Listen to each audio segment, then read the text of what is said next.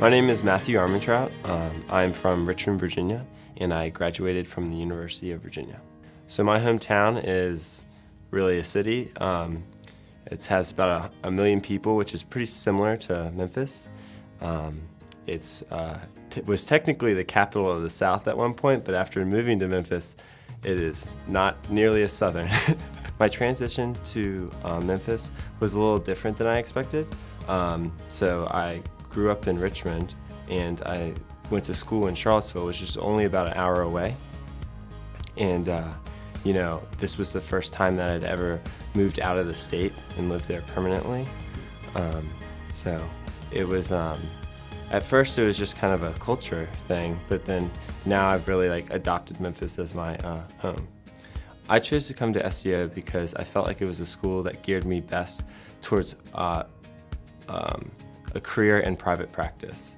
I felt like some of the other schools didn't quite prepare me as much for the business ownership and how to manage a practice, and I knew all along that's what I wanted to do. Now, another reason I came to SCO was also because their scholarship programs were so great. Being from Virginia, I didn't get a regional seat like some of my fellow classmates, but they do offer scholarship programs that helped balance that out for me, and I thought that was a great opportunity that I did not want to pass up. Ask them specifically about what clinical techniques they're learning in the first year. Are they learning about retinoscopy? Are they learning about slit lamp and things of these sorts, the things that you'll be doing for the rest of your career?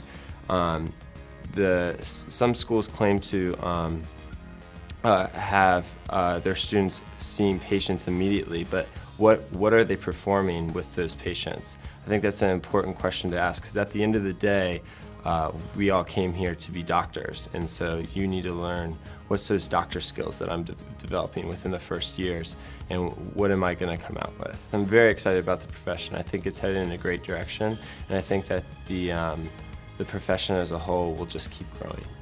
As a student, I feel that I have plenty of time to take part in student organizations and activities, and that's actually one of the reasons I really was attracted to SCO originally.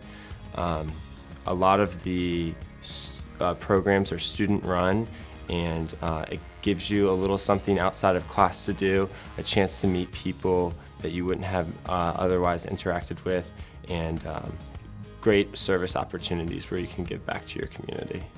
My experience has been great at SCO thus far, and I'm sure it will just continue to get better. I think SCO's strengths are that it has outstanding staff. Everybody is very personable. I always feel like I'm a member of a community here, and if I ever needed to talk to someone, if I was ever having an issue, there's always someone there. The wow moment for me to decide to do optometry was when I was shadowing this ophthalmologist. He was working in conjunction with an optometrist, and the optometrist was doing all the pre- and post-op work.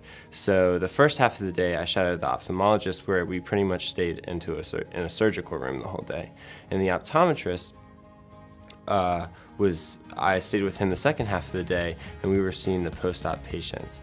And I remember they removed the bandage from one individual's eye, and she had severe cataracts beforehand, and the cataracts had been removed, and she was astounded, because she was like, I can see, because previously she was blind.